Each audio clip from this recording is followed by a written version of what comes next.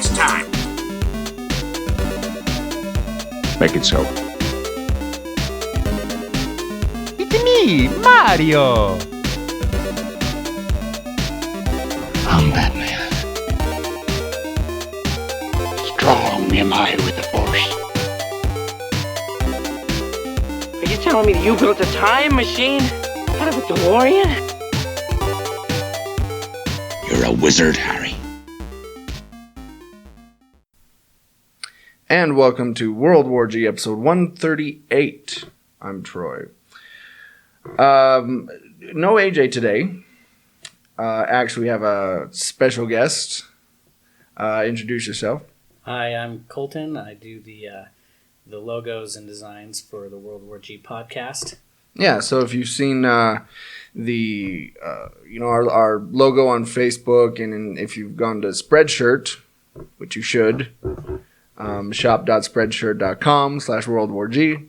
Go check out our shirt designs. That's all Colton. We mentioned him a couple times over the course of these episodes. Yeah, I'm Troy's niece's fiance. So yeah, connect the dots there. You'll be fine. Okay, yeah, AJ, like I said, he's in California, apparently.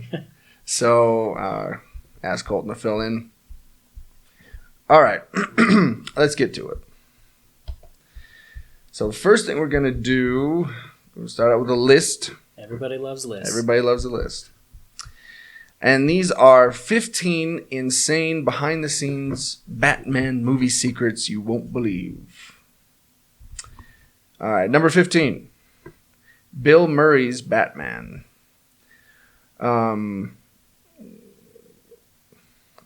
Okay. Throughout the 1980s, the movie that would eventually become Burton's Batman went through several drastically different iterations. One of the first serious attempts to make the first modern Batman movie came in 1983, thanks to director Ivan Reitman and writer Tom Mankiewicz. Even though the film wasn't a comedy, comedians Bill Murray and Eddie Murphy were considered for the parts of Batman and Robin. After the deaths of two of Reitman's other proposed cast members, David Niven and William Holden, work on the project, languished for a few years. Mankiewicz's script was based on Stephen Englehart and Marshall Rogers' Strange Apparitions storyline. Yeah. So for a while there, Bill Murray was going to be Batman. And I actually wish that this would have happened because I love Bill Murray and Eddie Murphy. They're some of my two favorite comedians. And I think that would have been a really cool... I don't know if they would have done like a more serious twist on it or kept it a little lighter like the Adam West Batmans. But yeah, that would have been pretty awesome to see, I think. And it would have been pretty progressive for its time having Eddie Murphy as Robin. Like a black co-star. Yeah. Number 14. Leaks and protests. Even though Burton's Batman was made in the 1980s, it faced some very modern production problems. In the mid-1980s, a version of Sam Hamm's screenplay leaked and was bootlegged in some comic book stores and fan conventions. While that kind of leak isn't unheard of today, it was more unusual in a pre-internet age. I actually remember older geeks than me talking about that, how they had read the script beforehand. Mm-hmm. Number 13. Almost Batman. Before Keaton was cast as the Dark Knight, almost a dozen lead actors were considered for the role. Before he was James Bond, Pierce Brosnan met with Burton about the role, but claimed that he couldn't take it seriously and turned it down. In 2009, Willem Dafoe revealed that he also had talks about being Batman early in the film's production, and discredited a rumor that he was considered for the Joker. After Keaton left the franchise, director Joel Schumacher had to find a new Batman for 1995's Batman Forever. Before settling on Val Kilmer, the director reportedly considered Ethan Hawke, William Baldwin, and Johnny Depp for the role. For Batman and Robin, Schumacher strongly considered Baldwin once again before George Clooney got the part. After those two missed opportunities, Baldwin finally got to play Batman in the 2010 direct-to-video animated feature Justice League Crisis on Two Earths. I actually really would have liked to see Willem Dafoe Batman because he Would've been looks interesting. like a villain. Yeah, he does. And I just think it would be a cool dynamic to have some guy that looks like a villain play a hero. That would have been interesting. Number 12. Nicholson's Last Laugh. Although the film's producers had pegged Jack Nicholson as their ideal Joker as far back as 1980, some other major actors were briefly considered for the role of the Batman nemesis. John Lithgow, Brad Dourif, and Tim Curry were all in contention for the role, and Curry was briefly cast as a villain on Batman the Animated Series. Lifelong comic fan Robin Williams was also linked to the role and claimed that he was even offered the part before Nicholson signed on. While he excelled at the role, Nicholson only joined Batman with major conditions.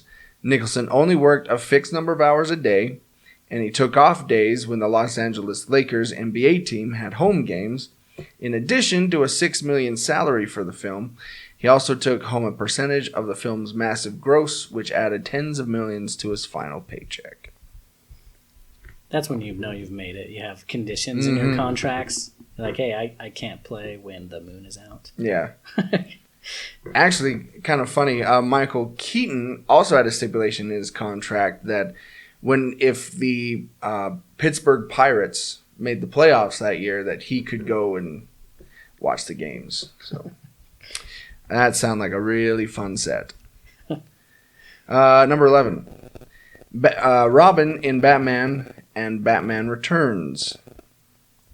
Although he was present in most of Batman's early drafts, Robin never appeared in the final film. While Burton allegedly didn't want to include the character, the studio approached Kiefer Sutherland about the role before setting on Ricky Addison Reed. Although the part was cut out before filming, a storyboard sequence showed how the Joker caused the deaths of Dick Grayson's parents and was released as a DVD extra. Alright, number 10. Batman 66 cameos. As soon as my computer lets me. Come on. I can't stand it's showing the picture of the old Batman costume, and I just the white lines on it. I know. It's so ridiculous. Well, and the reason they did that is because that's how it was in the comics. But in the comics, it was there to kind of as an accent, kind of. Yeah. It's light. Yeah. Reflecting in the mask. And they're just like, all right, let's paint these lines on his face. Well, I guess it's in the comics, so.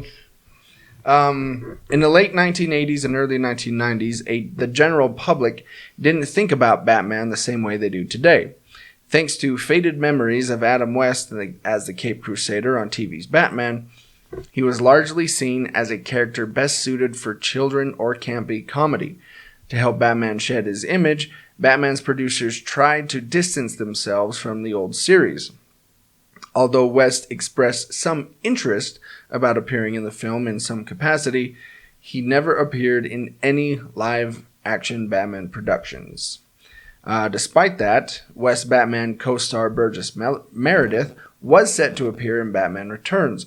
The one-time Penguin actor was set to play Tucker Cobblepot, the Penguin's father, but had to drop out due to illness. The part ultimately went to regular Burton collaborator Paul Rubens, who recently played the Penguin's father again in the second season of Gotham.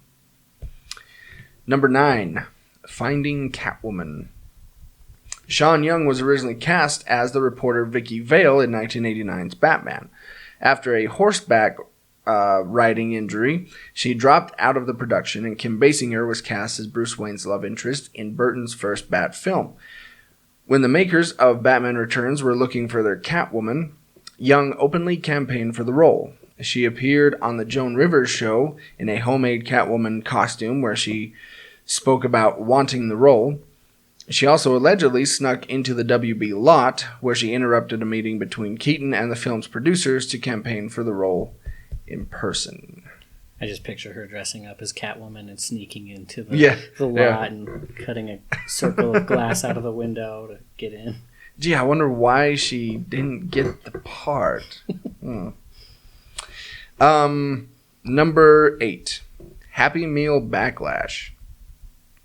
When Batman Returns was released in 1992, brands and vendors lined up to make tie-in products. Hoping to replicate the success of Batman's massive marketing campaign, while Batman Returns received mostly positive reviews, some critics made note that the film's darker, more violent tone. After screenings of the movie reportedly left children in tears, parents noticed too. Several parents groups turned their anger towards companies like McDonald's, who sold Batman Returns toys with their Happy Meals. Although the fast food giant tried to downplay the connection between the film and their products, McDonald's sold and advertised toys and cups with images from the movie. Despite a bigger opening weekend, the film only made half of its predecessor's total gross thanks to its darker tone. Ultimately, these incidents were a big part of why Burton left the franchise and laid the groundwork for Joel Schumacher's decidedly more kid-friendly Batman Forever. Yeah, so I was not even born when that movie came out. I was born in 94, and I watched it all growing up, and it gave me nightmares every single time. Because it is for someone who's under, 8 years old, a movie with that kind of dark tone is actually pretty terrifying. I was 6 when it came out? When did it come out? 1992? Yeah. 7. I was 7. And I remember being up in Oregon visiting relatives and my mom and my aunt having a very long conversation whether or not I was old enough to see Batman Returns. How did you feel when you left the movie theater? Did you feel like you were old enough for it? Yeah, I was fine. Oh. Oddly enough, I was fine. Scared the bejesus out of me. Number 7, Catwoman the movie. Michelle Pfeiffer's turn as Catwoman was widely agreed upon as one of Batman Returns' strongest points. After the production wrapped, Pfeiffer expressed a strong interest in playing Selina Kyle again, under the direction of Tim Burton. Although he left the main Batman franchise, he and the WB explored the idea of a Catwoman spin-off movie for a few years, which they would eventually end up doing with Halle Berry, and it was terrible. Yeah, that landed right on its face. Yes. Number 6, Billy D. Williams' Two-Face. In 1989's Batman, Billy D. Williams became the first actor to bring Harvey Dent to life. While he didn't have a huge role in the film, Williams' turn as Gotham City's newly minted district attorney set the stage for the cinematic debut of Two-Face, who had never appeared on TV or film at that point. Williams' Dent was supposed to have a bigger role in Batman Returns, but he was written out of the film to make room for other characters. Although Two-Face appeared in Batman Forever, Joel Schumacher recast Tommy Lee Jones as the famous villain. Despite a popular rumor that Williams was still paid for the film's use of the character, he debunked it in 2013 and revealed that he was only contracted for one movie. After 28 years, Williams finally got the chance to play Two-Face on the big screen in 2017's The Lego Batman Movie. The first and the last. Mm-hmm. As far as we know right now. I always kind of forget that Billy D. Williams is in Batman. So every time I watch it, it's like a fun little surprise. It's like, oh yeah, it's Lando. God, he was in this. Number 5, Batman Forever's casting trouble. Contrary to popular belief, Michael Keaton didn't leave the production that would become Batman Forever when Tim Burton did. In the brief period he was set to star in the film, Rene Russo was cast as Batman's love interest, Dr. Chase Meridian. Despite a reported $15 million contract, Keaton passed on the film, and Val Kilmer was cast as his replacement. Citing the Kilmer and Russo's 6-year age difference, producers replaced her with Nicole Kidman.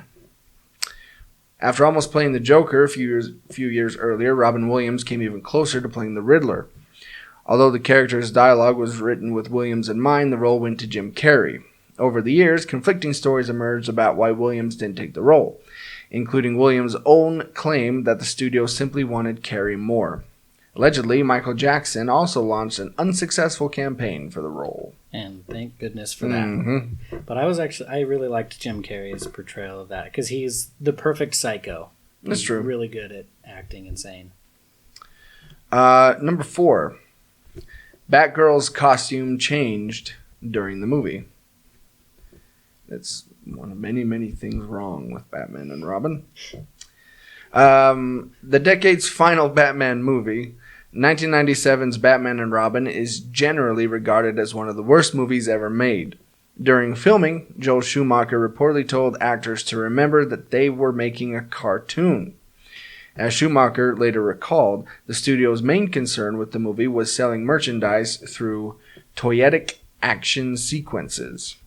Since the film's action figures and playsets were manufactured while the film was still in production, they weren't able to respond to changes during filming. While Alicia Silverstone's Batgirl costume was originally designed with a cowl, filmmakers replaced it with a large domino mask during filming, since the toys were already in production. This meant that Batgirl's toys didn't really look like the character did for most of the movie. Without any explanation, Silverstone's character wore a cowl for a few seconds during the film's somatic action sequence, but ditched it before the end of the battle. Don't they pay someone specifically to catch those kind of errors? Continuity errors? Yeah, he needs to be let go. And I know this movie is reportedly the worst Batman film ever made. And I'll be honest, I haven't watched it since I was like 10. Mm-hmm. But when I did watch it, I loved it. It was for kids. I should probably rewatch it, and I doubt it'll hold up to the test of time. But I really liked it. I did like it for a brief period. A very brief period. Number 3. Arnold rented Mr. Freeze. After a lifetime as a minor Batman villain, Mr. Freeze found fame when Batman the Animated Series gave the character a tragic origin. While Batman and Robin still used parts of that origin, Schumacher reportedly wanted his Mr. Freeze to be, quote, cut out of a glacier, and hired Arnold Schwarzenegger to play the villain. It's not all that unusual for an actor to take home a memento from the production they worked on. Even Nicholson is rumored to have paid as much as $70,000 for some of his Joker attire. As producer Peter McGregor Scott revealed in 2015, Schwarzenegger reportedly liked the suit so much that he signed a contract to rent it from Warner Brothers. For some time, one of Schwarzenegger's Mr. Freeze costumes, possibly that one, was on display at London's Planet Hollywood, a chain of restaurants with movie props that the actor had a stake in. Number 2. Batman Unchained. Before Batman and Robin had a lackluster box office and rotten reviews, Schumacher had already started work on a sequel, tentatively titled Batman Unchained, set to star Clooney and O'Donnell as Batman and Robin. The film would have focused on Scarecrow and Harley Quinn, who would have been the Joker's long-lost daughter.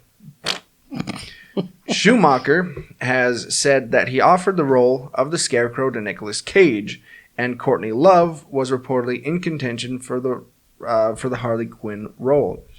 The film would have dealt with Batman confronting his fears and would have featured most of Batman's previous cinematic villains in a sequence induced by the Scarecrow's fear gas, with cameos from Nicholson's Joker, Pfeiffer's Catwoman, and Carey's Riddler. The film was set to feature cast members from all of that era's Batman movies and tied the franchise together. In the wake of Schumacher's second Bat film, the WB quietly dropped the project. I would have enjoyed it.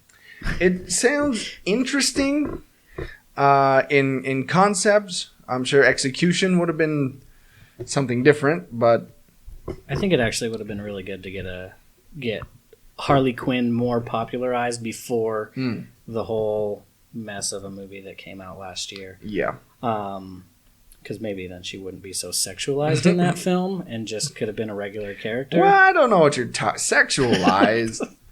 Just because every sequence she was in pretty much focused right on her butt. I don't know what you're talking about. Number 1. Batman 5 shaped Batman Begins. In the subsequent years, the WB made several attempts to revive the Batman film franchise. Screenwriters Lee Shapiro and Stephen Wise tried to take the franchise to a more serious roots with Batman Dark Knight, another movie with the Scarecrow as the villain. Frank Miller and Darren Aronofsky proposed a radically different adaptation of Miller and David Mazzucchelli's Batman Year One. While these projects never really got off the ground, they refined several ideas that eventually ended up in Christopher Nolan's Batman Begins. The deadly serious 2005 movie was a sharp response to Batman and Robin's silly tone, offered a new take on Batman Year One, and featured the Scarecrow as a primary villain. Even though Nolan's reboot stood on its own, these ideas were all pieces of pitches that were originally made when the studio was trying to figure out how to salvage the 1990s Batman franchise. The more you know. All right, let's take a break, and when we come back, we got a few things to talk about. We got Matt Groening, Daniel Craig, iPods, Overwatches, and all kinds of good stuff. So we'll be back right after this. On the historic streets of Ogden, there are two kinds of people, readers and non-readers. Here's where you can find their stories. Booked on 25th Street, located at 147 Historic 25th Street, Ogden, Utah, 84401. Yeah, stop by and say hi to our friend Marcy. You can pick up a new or used book, or you can sell your own used books. That's right, you can get 10% store credit on what they can sell the book for. Stop in and say hi, or call them at 801-529-7720. You can find them on Facebook at facebook.com/bookedon25th, or you can email them at marcy@bookedon25th.com, or visit their website, bookedon25th.com. Be sure to tell them that World War G sent you. Now back to the episode.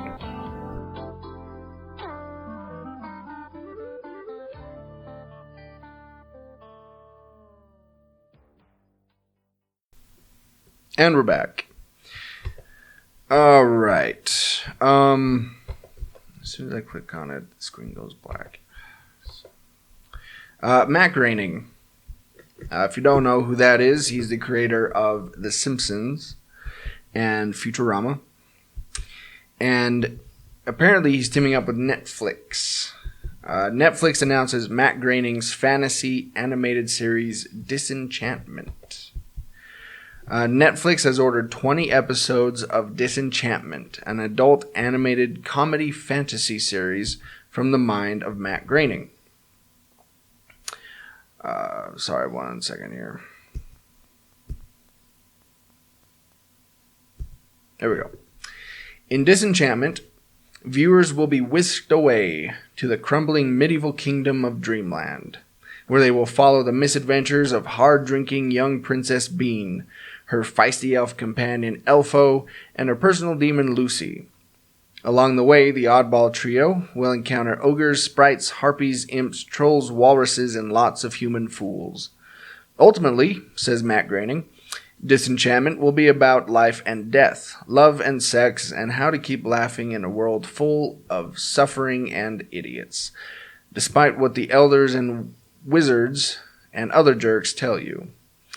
The series will feature voice talents of Abby Jacobson as Bean, Nat Faxon as Elfo, and Eric Andre as Lucy, along with John DiMaggio, Billy West, Maurice LaMarche, Tress MacNeille, David Herman, Matt Berry, Jenny Batten, so on and so on and so on. Disenchantment will premiere on Netflix 10 episodes at a time, starting in 2018, and is produced by the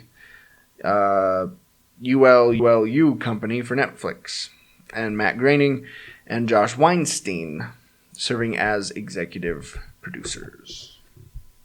Yeah, I'm sure there's going to be quite a bit of swearing and semi-nudity in this show, just because that's what, I mean, Netflix has the ability to do that, since they don't have to worry about ratings in order to, I mean, the show's already bought and paid for. Yeah. So, yeah, it's going to be interesting. Because you can tell, I mean, just with The Simpsons, you can tell Matt Groening and the writers want to. Yeah, They definitely. want to put that stuff in there, but they can't. And that's what they did with the Simpsons movie, like Bart Yeah. Simpson in the Yep. intro. Yep. they had the one little opportunity to do that, and they did it.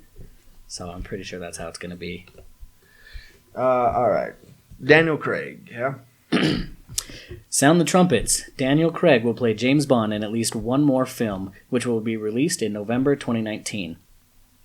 Eon Productions, the London-based company that oversees all things 007, and Metro-Goldwyn-Mayer, which holds the rights to the franchise, said on Monday that the next installment would arrive in theaters in North America on November 8th, 2019. That will put Moviedom's most famous spy in direct competition with a live-action fairy tale from Walt Disney Studios. Disney claimed the date last year, but has not yet disclosed the specific movie. Pocahontas. Yeah. I want that. Here's open. Eon and MGM also said that the script would be written by Neil Purvis and Robert Wade, who have teamed up on the screenplays for the last 6 Bond installments, starting with The World Is Not Enough in 1999, the next Bond movie, the 25th in the series if you exclude Never Say Never Again, from 1983, which was made by an outside production company, will be produced by Eon's Michael G. Wilson and Barbara Broccoli. That's a crazy last name. The company said in a statement that details about a distribution partner, the international release dates, and the film's cast and director would be announced at a later date. But Mr. Craig's return is a done deal, according to 2 people briefed on the matter who spoke on the condition of anonymity to avoid conflicts with Eon and MGM. After a grueling shoot for the last Bond movie, Spectre, Mr. Craig expressed a strong desire to move on from the role, which he took over in 2006 with Casino Royale. "I'd rather break this glass and slash my wrists," he told a British magazine in October. that. He later said that he had been overtired during that interview and that he would consider returning. I would actually love this. Daniel Craig's my favorite Bond. Probably because it's the only Bond character that I've ever seen the movies come out one by one, because they were pretty much all before I was able to understand, except for The World Is Not Enough that came out in 1999. Yeah. But yeah, I'm looking forward to this. I like Daniel Craig. I like him too. And, with him saying, oh yeah, I'd love to actually come back. I was tired of that interview. To me, that translates as They paid me a lot. yes. It was just a dump truck of cash.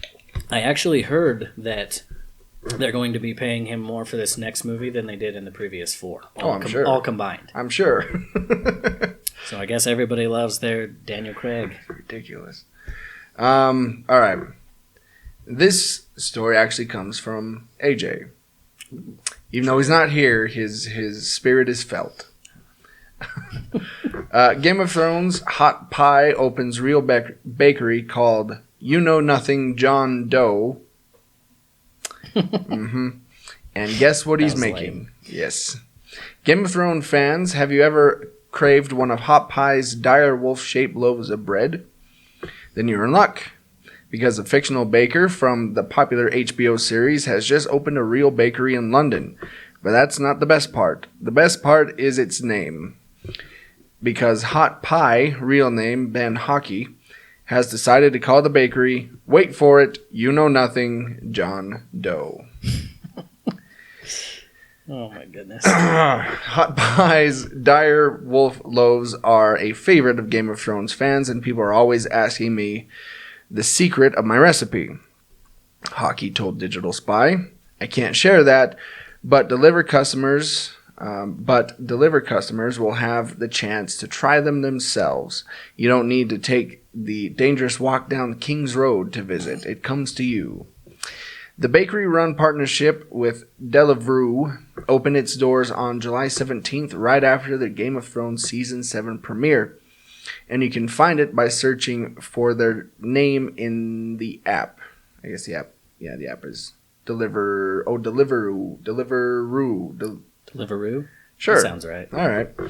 Their iconic direwolf bread is made from whole wheat cornbread and orange zest, and is best served slightly warm with soft butter. But it comes as no surprise to learn that they quickly ran out. Probably because they were selling them for £1. Hurry up and make some more hot pie. There are hungry people outside of Westeros, you know. So there you go. I love cornbread. Me too. They actually do sound really good. Do they deliver to the U.S.? I don't know. I hope so. They look good. Hey, let me see that picture. Oh, yeah.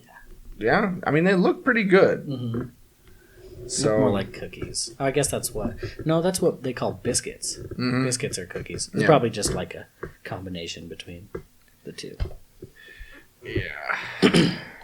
I still think that somebody needs to open a bakery called Dat Bread Dough. But That bread dough. That sounds delicious. nobody has it. The idea is right there, people. $1 million idea. Just toss them He's down. giving it away, guys, Yep. for free. Only you need to let us come. Well, I guess I'm not AJ. He came and he put his spirit in my body for a second. Let Troy and Possessed. AJ come and host an episode there if you do take that idea and create that. Yes. Yes, please do. Dat bread dough. All right. Jeff Bezos on Thursday took something away from billionaire neighbor in the Seattle area, Bill Gates, the mantle of the world's richest person. 1% pop early in the day in the shares of Amazon.com, the internet company Mr. Bezos founded, which accounts for the vast majority of his wealth, was enough to bump him over the wealth of Mr. Gates, the philanthropist and Microsoft co-founder, according to a real-time list of billionaires by Forbes.com, which has tallied the fortunes of the uber-rich for decades. Forbes estimated the wealth of Mr. Bezos, currently Amazon's chief executive, at $90.6 billion, compared with $90 billion for Mr. Gates. Yeah, there's a little 0.6 difference. Yeah, there. just, you know. Just a little. I mean, that's nothing. That's chump change. Later in the day, Amazon's shares cooled slightly, allowing Mr. Gates to regain the top position. The back and forth could continue depending on the fluctuations in Amazon shares. Mr. Bezos has added tens of billions of dollars in wealth, at least on paper, over the last year, as Amazon shares surged more than 40% during that time period. They traded at about $1,063 on Thursday, ahead of the release of the company's latest earnings report. Man, I would have loved to go back in time and buy some Amazon stock. Yeah. You wouldn't even have to travel that far. That's true. Could you believe a decade ago they were just selling books and competing with Barnes & Noble? Pretty And now they're ridiculous. competing with everybody in the world. Yeah. Now they're neck and neck with Microsoft. Wow. It's ridiculous. I mean, I think that somebody should take Bill Gates down a peg. I mean, over the last 23 years, he's won richest man in the world like 18 of the times.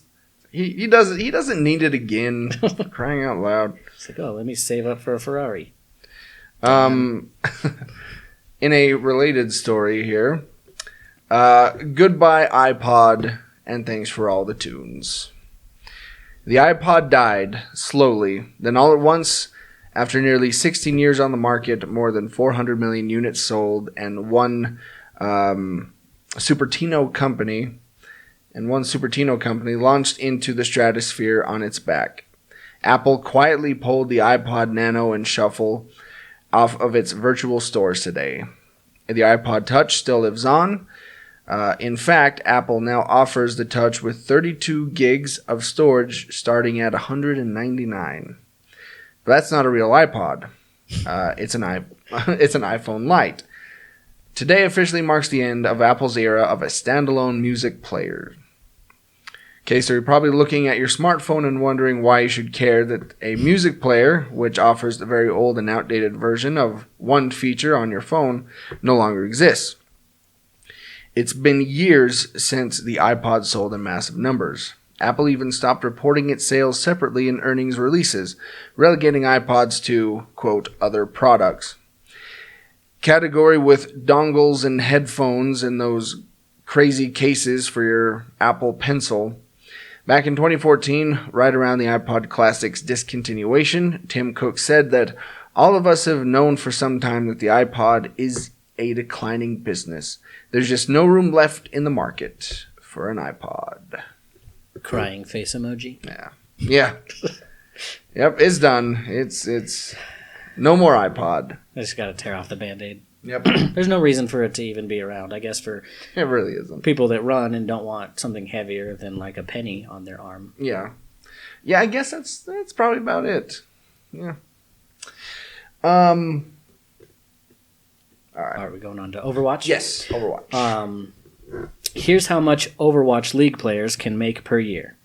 Blizzard has revealed base salaries. This is going to depress me, isn't it? I don't think so. I mean, All right. I guess for playing a video game professionally, it would. All right. But and these are just base salaries. It's not like what you can make. Right. Blizzard has revealed the base salaries, benefits, and more for more details for players looking to sign up with the Overwatch League for its first season. Teams will be able to sign players to 1-year contracts within August 1st to October 30th signing window. The minimum salary for players is $50,000 per year.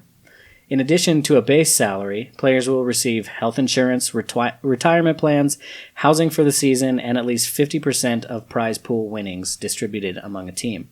The total bonuses in one season will amount to $3.5 million, and at least $1 million of it will be awarded to the Season 1 champion team. Wow. Addressing roster and team composition questions, Blizzard also clarified that teams can have between 6 and 12 players with no region locking on the basis of players' home countries or nationalities. You can find all the details on the Overwatch League website. Blizzard recently revealed the owners of the first 7 Overwatch League teams, which include big names in traditional sports. The Overwatch League is set to launch later in 2017. Man, I play Overwatch, but I play on PC, not on the peasant machines that you guys do. Peasant machine? I'm just kidding. I know you guys. Is that what PS stands for? Peasant system? I know you guys have played Overwatch before, right? Yes. Yep. Have you ever played it on the PC? No. You're gonna have to come over. I mean, I could bring my computer anywhere, but and try it sometime. It's a world of difference, except for it doesn't have aim assist or anything like that.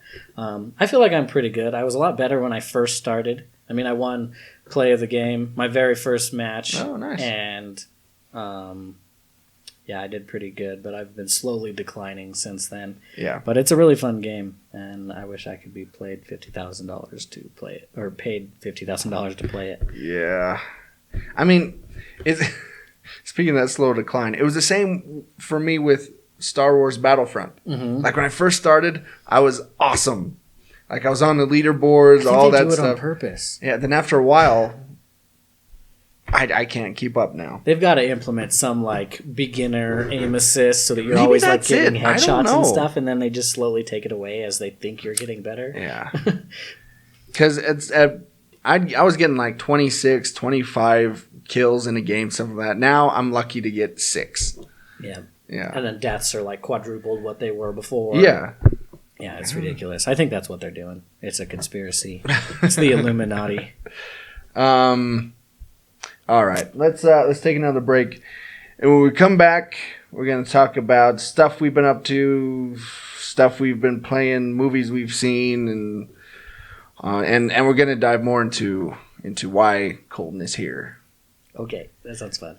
So we'll be right back right after this. Are you feeling nostalgic about your music listening needs? Do you like the tonal quality that only a record can provide? Then go check out Lavender Vinyl, located at 123 25th Street, Ogden, Utah. Yeah, go talk to Kylie or Blake. They have a large selection of new and used records. They will also buy your old records, maybe the ones that are just sitting up there in the attic, gathering dust.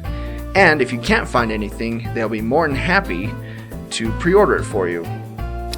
Now, you can always find them at lavendervinyl@gmail.com. You can also check out their website, lavendervinyl.com, or give them a call on the phone, like a normal person, at 385-240-0336. Be sure to tell them that World War G sent you.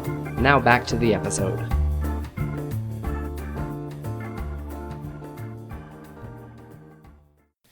And we're back. Okay, so usually when we have a new person on here, we like to get their geek credentials. Mm-hmm. Their geek cred. And so, can I tell the good people listening, What your- qualifies me yeah, to be yeah, a yeah. geek? Your geekery, your geekdom. There's really only one thing, and because before this I was never a geek. I mean, I liked superhero stuff because who doesn't? Yeah. But I'd never been into stuff like that. But in 2007, I started playing World of Warcraft, and that'll I do it. have played that every year up until now. So I'm almost 11 years into my World of Warcraft, and that's kind of just like introduced me to other things. And I've never actually opened a comic book, but I went. Wow. I went to Entertain Mart the other day, and Emily and I were looking over the comic books there, and I just didn't know where to begin. It was really overwhelming. It is. So Yeah. maybe I need to go to a smaller comic book shop and just have them like guide me through the process of those first ones to get my feet wet a little bit. Right. Because I would love to, because I've always loved reading. I mean, I've read Harry Potter every year since I was in third grade. Mm-hmm. So yeah, it's just books with pictures. Yeah. And that's a lot better than books without pictures. That's true. Been saying that for years. I could probably point you in the direction of a few. Yeah, I that'd be have some. nice. Yeah. Maybe after we're done recording, I'll give you a couple. Nice. That'd be sweet. Yeah, it's kind of funny. I've never seen Firefly. AJ has never seen an episode of Star Trek, and you've Neither never have I. opened a comic book, so Mhm. we all have our little thing there. I've actually always wanted to watch Firefly. That should be a project that we do Yeah.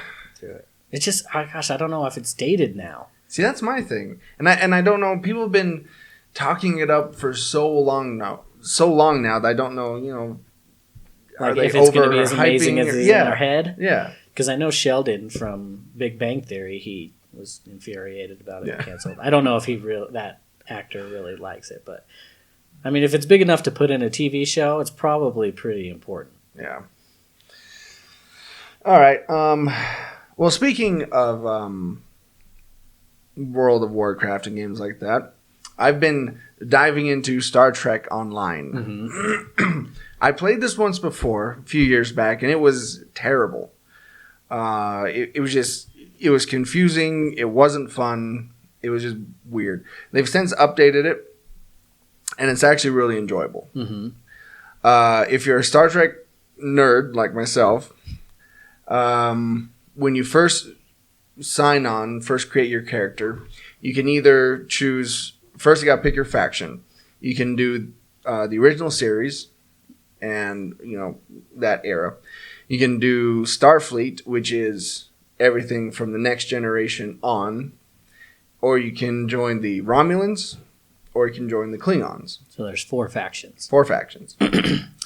My first character I created, I was just in Starfleet, and what I was hoping was it would give me a lot of creative options, which it did. You can create your uniform, your hair, what species you are, that sort of thing. You get to name your ship, you get all of that good stuff. So you start out with your own ship and crew and everything like that? Eventually. Okay. Eventually. Because in the Starfleet storyline, you start out as a cadet in Starfleet Academy, and then you end up on this ship where the spoilers captain ends up dying, and you take command of the ship, and it goes from there. And then in the original series, one that I'm playing now, you're already an established member of the crew, you're a lieutenant, and the captain gets promoted to admiral, and he promotes you to captain of the ship.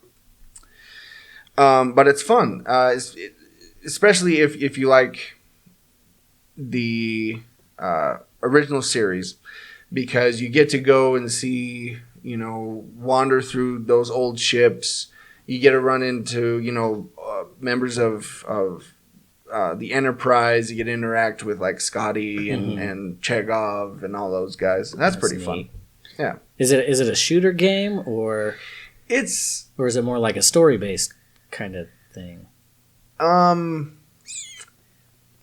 I would liken it to like a role playing game. Gotcha. Like Knights of the Old Republic or something like that. But so there is fighting and stuff. there is. Okay. There is. But yeah, and that's another thing. You can, you beam down to planets. You're fighting people down there. Occasionally, there's stuff where you're flying the ship around and fighting other ships and stuff like that. All the while continuing to rank up and that sort of thing. It's like Assassin's Creed Black Flag kind of, because you have like your melee combat and then you have like your ship combat stuff. Oh, that's cool. And so it's fun. And like I said, if you're into Star Trek and online, or not really online, I guess, but role playing games like that, then is it multi, like you can interact with other players that are playing? You can. Yeah. Okay, so it's an MMO. Gotcha. Yeah. Cool. Yeah, that's what I was looking for. That's my cup of tea right there. Yeah, and it's fun. That'll be cool to indoctrinate me into Star Trek. Mm-hmm. Because I grew up with Star Wars because of those horrific 3 movies that came out a few years after I was born. But my grandpa always loved Star Trek, and I think that I might actually consider doing that. Yeah, it's fun. It's a good time. Good time waster. Also, I've started reading Ready Player One because I figured the movie was coming out. I should probably read the book, I guess.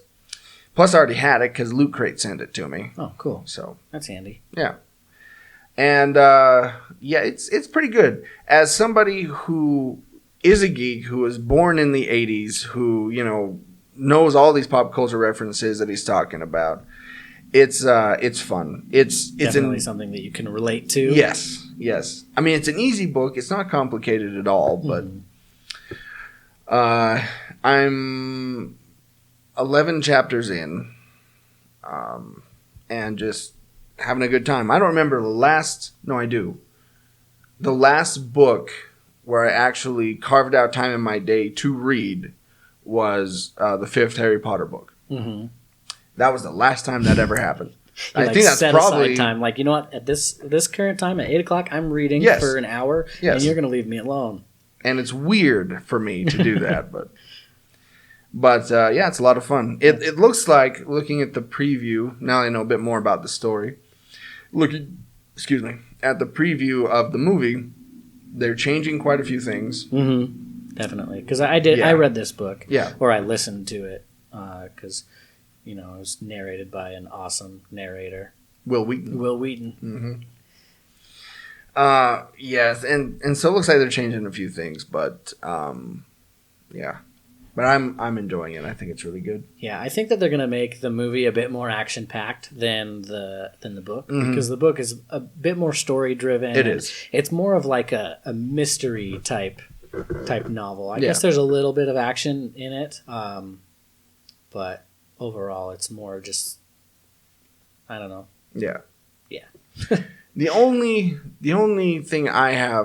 issue I have with the book so far is sometimes they go a little overboard with like the references. Mm-hmm. It's like, okay, well, all right, he's in the cave and he's playing Joust, I think, and it's just reference after reference after reference. Like, all right, well. I get it. We get it. You're a nerd. We got it. You're a geek. You know all this stuff. Cool. Let's move on to the story. Exactly.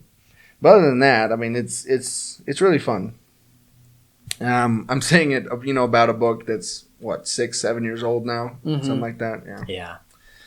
That's crazy that they predicted so much VR though. Yeah. Because 7 years ago, VR was basically just an idea, and now this actual story and everything could actually happen. Yeah. And I think that's what we're going towards as a society, which, I mean, I'm not against it.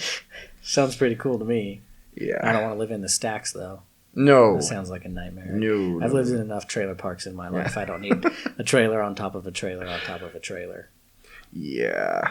where he's like, "Oh, you gotta be careful. People don't know you're coming because you get like kidnapped and raped and stuff." I'm like, "Okay, awesome." Yeah, that was a fun little tidbit. Lighten the mood a little bit. Yeah.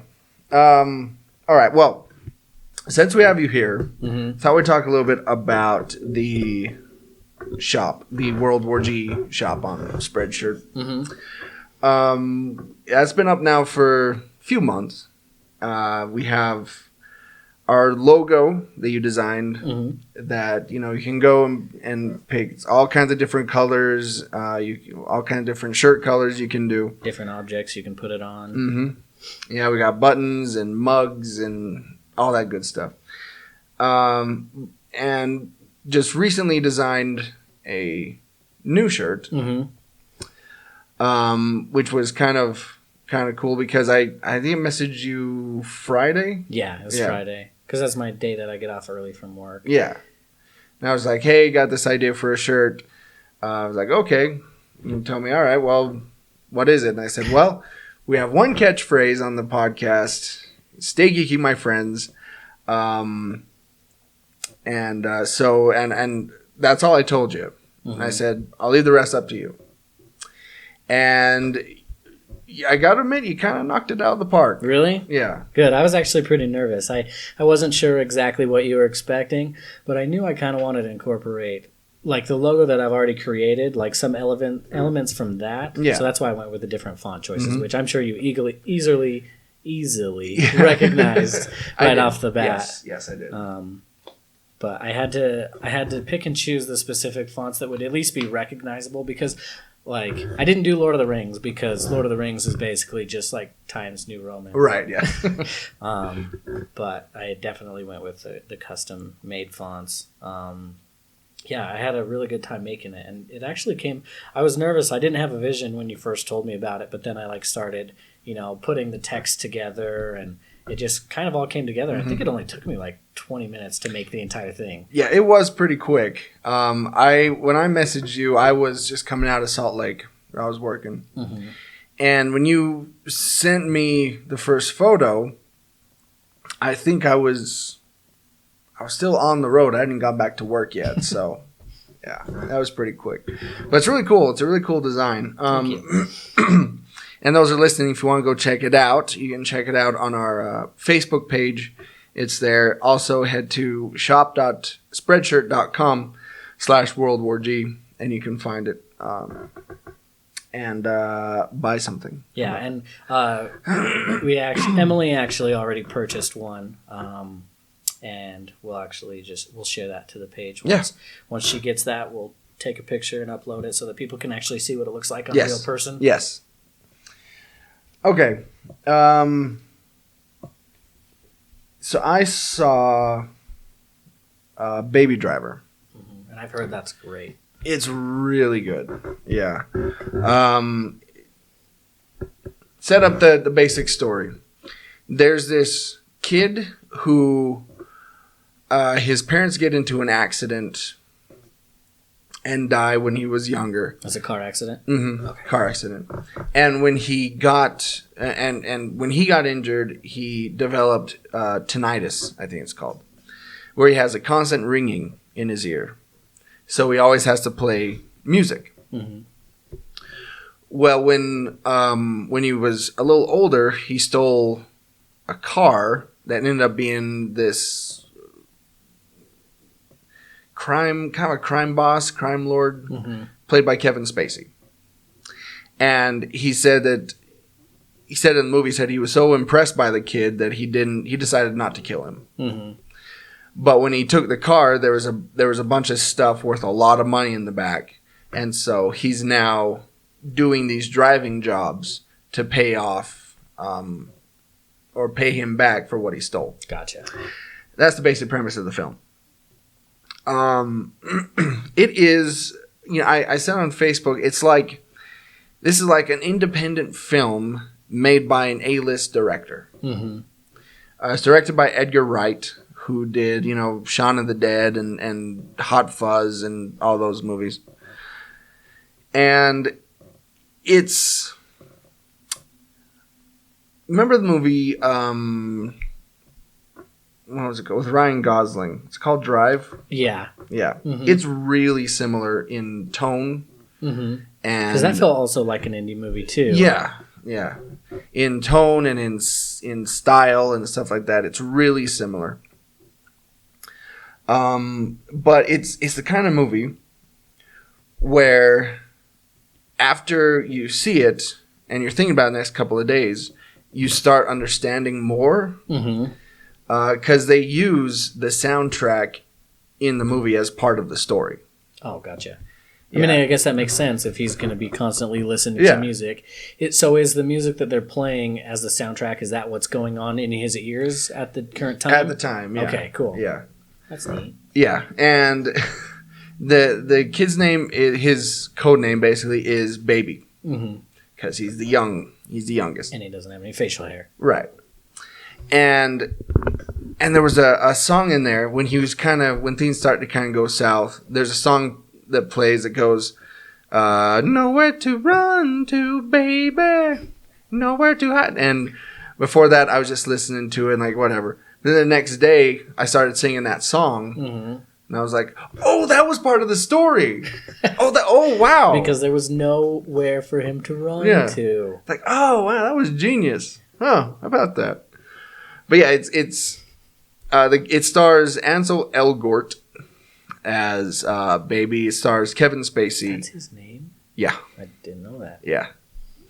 Kevin Spacey, John Hamm, Jamie Foxx, John Barenthal's in it for a second. But it's really good. It's one of the better movies I've seen this year, I think. But out of 5, Tires and a spare again? Is that what we're going to do? Let's do this. Out of 5 retro iPods. Gotcha. Because he has As a tribute to the new iPods. Yes. Or the lack thereof. Because he has a ton of iPods loaded on with different songs, and he picks one for a particular mood and stuff like that. Mm-hmm.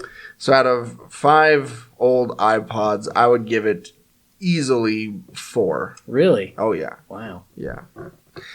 It's definitely worth a watch. I don't think it's gonna be one that I'll seek out and buy or. Mm-hmm. It's one that you need to see in the theaters to really appreciate it. Okay. And see it at least once. I'll have to talk Emily into letting us go see that. Yeah, it's good. All right. That's pretty much all I had. You have anything else? Yeah, I usually don't do this, but I went and saw Despicable Me 3. I don't usually see those types of movies. Well, you have kids and stuff. But Monday was Utah Independence Day. Yes. And so I went and I spent the day hanging out with Austin. We went and got breakfast, and then we went and saw a movie after. And it was this, Despicable Me 3. And I really like these movies because Steve Carell does a great job with the voices and just his overall attitude throughout the movies. The only thing that I don't like is they have so many butts that are unnecessary in these movies. Yeah, and that's my only gripe with them. It's just because they're really inappropriate, and I know that they try to do it like to lighten the mood a little bit, but butts are never appropriate. They have two minions that are wearing underwear and they're rubbing their butts together, and I'm just like, that makes parents uncomfortable. Can't even imagine how a kid feels. But no, they're great. And it's funny because we were actually sitting down and watching it, and they're baiting this unicorn in the forest with a whole bunch of candy. I don't know if you've seen the movie. I haven't. No. They're baiting this unicorn. Because I don't have kids, so no, I haven't seen it yet. And I leaned over to Austin and I was like, do you think they're going to catch a unicorn? And she's like, no, I think that they're going to catch a goat. And it's going to have 2 horns, but 1 horn is missing. And I was like, all right, crazy. That's a very detailed response. And then all of a sudden, this goat pops out of the bushes, and it has 2 horns, and one of them's missing. So it's technically a unicorn. And I was like, have you seen this before? And she's like, yeah, Brabra took me to it. And Brabra is my mom, who Austin, her name is Barbara, but she calls her that. And I was like, well, I kind of feel bad now. I took you to a movie that you've already seen. That's funny. But no, overall I really liked it. And out of, let's just say 5 Minions, I guess. Sure. I I'd give it a 2.5 if you're just wanting to turn your brain off and enjoy the ridiculousness of Minion antics. Yeah. But yeah. yeah, it was pretty good. I liked it. Because that's what those movies have just kind of devolved into now, is just a way to showcase more Minions. Which only children and old people love. Illumination's little cash cows there. Illumination.